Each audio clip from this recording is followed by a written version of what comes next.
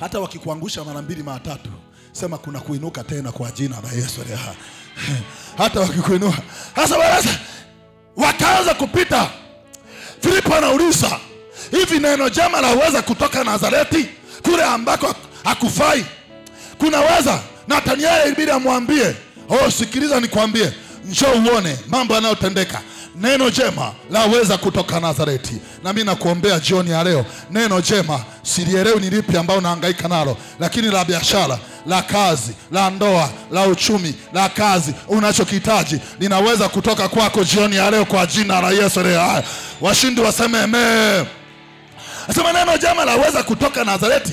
Ni kweli neno jema latoka kutoka Nazareti yaweza.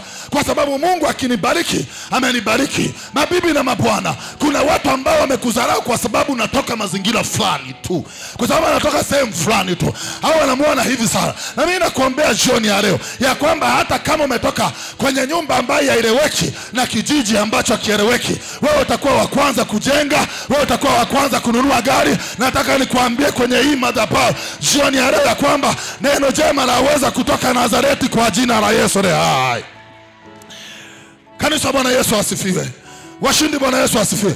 Wakatazama kwenye rada zao, wakaona hiki kidume hiki kitasumbua sana hapa duniani. Wakaunda na shauri ili wamharibie. Wakakaa na kukaa, wakafanya nini? Mungu akasema, niliyemuinua nimemuinua. Mabibi na mabwana, na kutangazia usiku wa leo na kwa jina la Yesu hai, wanapokaa vikao vyao usiku wa leo ya kumjadili mtu mmoja hapa, nataka nikwambie utainuka hapa na damu ya Yesu. Wale wachawi wote ambao wanasababisha uharibikiwe, acha nikutangazie kwenye hii madhabahu jioni ya leo ya kwamba kupigwa watapigwa, watatembea uchi, tutawaona ngangari zao. Jehova atakuinua.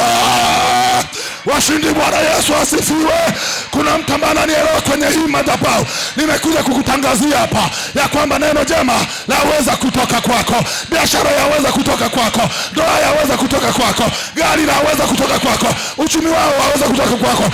Afya yaweza kutoka kwako. Acha. Pokea neema ya Yesu Kristo. Washindi waseme amen.